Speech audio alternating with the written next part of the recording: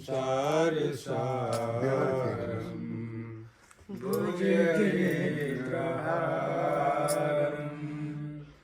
सदा वसन्तं हृदयारविन्दे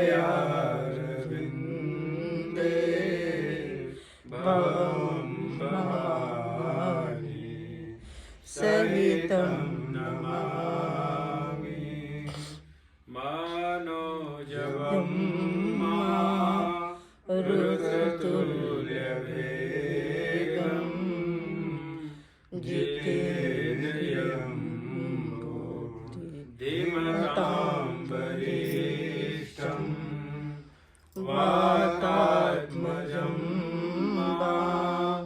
नरयूथमुख्यं श्रीरामदूतं शरणं प्रपद्ये श्रीरामदूतं शरणं प्रपद्ये। ओम जय जय श्री राधारमण, जय जय नवल किशोर, जय गोपी चित चोर प्रभु, जय जय माखन चोर।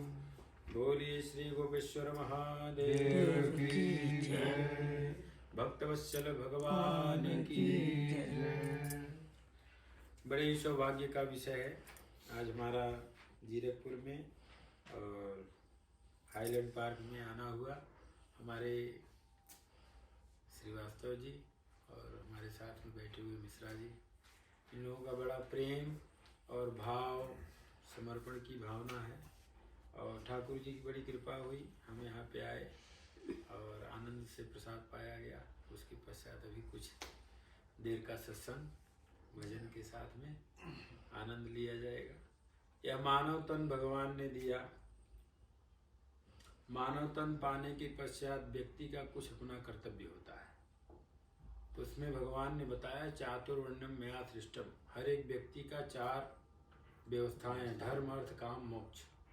इसी की प्राप्ति का एक ध्येय व्यक्ति यदि बना के चलता है तो उसका जीवन सार्थक हो जाता है। एक लक्ष्य होना चाहिए ना व्यक्ति का, कुछ पाने के लिए एक लक्ष्य बनाना पड़ता है। यदि उस लक्ष्य की प्राप्ति की ओर आप चलेंगे, एक लक्ष्य बना करके चलेंगे तो आपका जीवन सुचारू रूप से चलेगा। और जीवन में है क्या, धर्म अर्थ काम मोक्ष। मोक्ष की प्राप्ति कब होगी, जब आप उस तरफ लगेंगे। कहाँ पे लगना है, ठाकुर सेवा में लगना है। तो कैसे लगना है, सबसे भगवान ने सरल उपाय बता दिया, भक्ति मार्ग। तो भक्ति मार्ग कब आएगी, उसको पाने के लिए भी जैसे आप एक बालक को शिक्षा प्रदान करते हैं तो उसको प्ले ग्रुप में डालते हैं, फिर प्राइमरी में डालते हैं, फिर कहीं वो 1 क्लास में आता है, फिर जाकर के उसकी शिक्षा प्रारंभ हो जाती है। तो ऐसे ही इस भक्ति मार्ग में आने के लिए भगवान ने भजन को प्रशस्त किया है। सबसे सरल साधन है भजन। नहीं तो जीवन में हर एक प्रकार का कष्ट है, क्या नहीं है। सबसे बड़ा जीवन में हे केशव जरा कष्टम कष्टम निर्धन जीवनम पुत्र शोकम महाकष्टम कष्टात् कष्टतरम क्षुधा। जिसके पीछे सब परेशान पड़े हुए हैं, पेट ही भर रहे हैं ना जाकर के। सबसे बड़ा कष्ट यही बताया भगवान ने। सब कुछ हो जाएगा, घर में सब कुछ पड़ा रहेगा, लेकिन इसके बिना आप नहीं रह सकते, खाना ही पड़ेगा। वो लगेगी और आपको करना पड़ेगा। तो इसलिए भगवान आपके जीवन में जब वो भक्ति आ जाएगी, भक्ति रूपी ठाकुर जी आ जाएंगे, तो घर का संचार कुछ एक अलग अनुभूति होगी।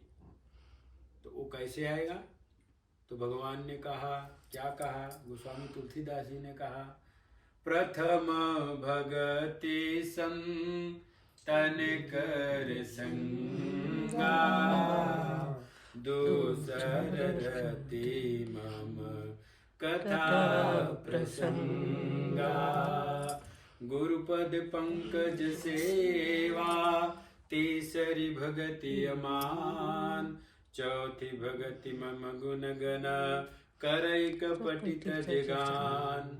ये प्रथम जो भक्ति मार्ग में चलते हैं, प्रवेश करते हैं, तो वहाँ पे भगवान ने गोस्वामी तुलसीदास जी ने सरल शब्दों में बताया, प्रथम भगति संतन कर संगा। आपका समूह कैसा है, आप जिस सोसाइटी में रह रहे हैं वहाँ का समूह कैसा है, लोग कैसे हैं, वो संस्कार आपके जीवन में आ जाएगा। एक छोटी सी कथा है, राजा रणजीत सिंह पंजाब के थे। जब उनका पुत्र उनके श्रीमती जी के गर्भावस्था में कर रहा था, उसी समय की बात है। तो एक दिन ऐसा हुआ, लोग बैठे हुए थे पूरे मंत्रीवर और मंत्रणा चल रही थी। इतने में एक सेवकिया आया, वो बताया कि महाराज जी अपना जो दीवार था उसी के बीच में एक गैया का सींग फंस गया है, उसको कैसे निकाला जाए। तो किसी ने कहा ऐसे कर लो, ऐसे कर लो, दीवार गिरवा दो। इतने में उनका पुत्र आया, कहते पिताश्री क्या हो रहा है, दीवार क्यों गिराया जाएगा, छोटी सी बात के लिए दीवार क्यों गिराना, गाय का सींग काटो, उसको बाहर करो। तो राजा जी उस समय, रणजीत सिंह ने उस समय कुछ नहीं बोला, रानी को कुछ बोला नहीं। जब वो शयन कक्ष में गए तो उनसे पूछे, जब ये गर्भ में था तो आप कहाँ गए, आपका खान पान क्या रहा। कहते प्रभु ऐसा तो कुछ नहीं हुआ, एक दिन मैं अपने सहचरी के साथ में थोड़ा सा मार्ग में चली गई थी, वहाँ पे कुछ देखा आपने। कहते हाँ, दृष्टि तो पड़ी। कहते कहाँ पड़ी। कहते एक वही दुकान थी उसकी और वहीं पे वो काट रहा था। उसकी दृष्टि पड़ने से रणजीत सिंह के जो पुत्र था उसके अंदर वो संस्कार आ गया। गर्भावस्था में जब आपकी सोसाइटी ठीक होगा, आपका समूह सही होगा, तो वह संस्कार आपके अंदर, आपके बच्चों के अंदर, आपके परिवार में ऑटोमेटिक आ जाएगा। थोड़ी सी दृष्टि दोष हुआ, उसके कारण उनके अंदर गौ माता के प्रति क्या संवेदना रही, बोले कि गाय का सिंग काट करके उसको निकलवा दीजिए। तो राजा जी ने इस पे मनन किया कि कहाँ से आया ये, इसके अंदर ये कहाँ से गुण आ गया। इसलिए दृष्टि दोष होता है, श्रवण दोष होता है, दो प्रकार की दोष होता है हमारे जीवन में। इन दोनों से यदि आप ठीक नहीं रहे, मजबूत नहीं रहे, तो फिर वो परिवार में गड़बड़ हो जाएगा। इसलिए भगवान गोस्वामी जी ने क्या कहा, प्रथम भगति संतन कर संगा, दूसर रतिमम कथा प्रसंगा। घर में सत्संग हो, सुबह शाम पूजा पाठ हो, आरती हो, घी का दीप जले, सरों का दीप जले, संत आए, संत की सेवा करो, ब्राह्मण सेवा करो। हमारे यहाँ पहले भोजन करने से पहले 5 ग्रास निकालते थे, अब धीरे धीरे प्रथाएं चली जा रही हैं, हमसे ही नहीं जा रही हैं। इस संसार में जो है, जो नहीं इसमें लगे हुए हैं, उनके घर से निकल गई हैं, और जो कुछ बचे हुए हैं उन्हीं से संसार चल रहा है। जो अभी माता जी बोल रही थी ना, हमें लोगों से पृथ्वी टिकी हुई नहीं, फट जाती। ये सत्य है, ये सत्यम परम धीमहि, ये माताओं से ही धर्म चल रहा है। यदि इनके जीवन से निकल गया, आप किसी की भी कथा हो रही है, हमारी किसी की भी कथा हो रही है, वहाँ पुरुष वर्ग आपको नहीं दिखाई देंगे। वहाँ बढ़ चढ़ कर भाग माताएं ले रही हैं, वो कथा में जा रही है। सही बात है, बिल्कुल। ते संस्कार कब आएगा, जब आपके घर में संत आएंगे, ब्राह्मण आएंगे, गौ पूजा होगा, ब्राह्मण पूजा होगा, संत पूजा होगा। जब ऐसे लोगों का आगमन आवागमन रहेगा, तो आपके दिमाग में कभी चलता है कि मैं इतना पूजा पाठ करता हूँ, मैं इतना पूजा पाठ करता हूँ, लेकिन हमारे साथ उल्टे काम हो रहा है। कभी हम बीमार हैं, कभी वो बीमार है, कभी बच्चा बीमार है, सब परेशानी में चल रहा है। कारण क्या है? यदि ऐसा जीवन में होने लगे तो आप कहोगे ना, किस लिए पूजा करना है, किस लिए हम पूजा करेंगे। हम जिसके लिए पूजा कर रहे हैं वो तो हमारा हो नहीं रहा है। कोई ना कोई बीमार पड़ रहा है घर में, क्या कारण है? हमारे पूजा में कमी है कि हमारे भाव में कमी है, हमारी श्रद्धा नहीं उतना बन रही है। यदि ये तो भगवान ही कह दिए, नारायण ने कहा, श्रद्धा विरहितम यज्ञम तामसम परिचक्षते। यदि आप श्रद्धा विहित होकर के कोई भी कार्य करते हैं, धर्म का कार्य करते हैं, तो आपके फलीभूत नहीं है, फलीभूत नहीं है, वो आपको मिलने वाला नहीं है। इसलिए जीवन में सबसे पहले क्या आना चाहिए? सीढ़ी है ये, सत्संग। जब आपके जीवन में सत्संग आ गया तो दूसरा रतिमम कथा प्रसंगा, तो अपने आप आ जाएगा। गुरुपद पंकज सेवा, तीसर भगति अमान, चौथी भगति मम गुण गण करे कपटि तज गान, मंत्र जाप मम दृढ़ विश्वासा, पंचम भजन सुवेद प्रकाशा। ये शास्त्र में वर्णित है जो पांचवें प्रकार की भक्ति बताई गई है। पंचम भजन सुवेद प्रकाशा।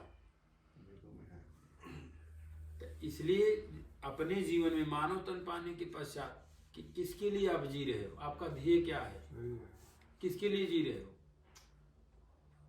आपका पुत्र है, पुत्र यदि पढ़ा लिखा हुआ है तो और वो सर्विस में है तो उसको पैसे की कमी है, आपके पैसे की मोह नहीं है उसको कि पापा हमें देंगे तब हम मार्केट जाएंगे तभी सामान लाएंगे। हमारे यहाँ छोटी सी कहावत, पुत्र का धन संचय और पूत सपूत का धन संचय। किसके लिए आप संचय कर रहे हो, किसके लिए कर रहे हैं जी।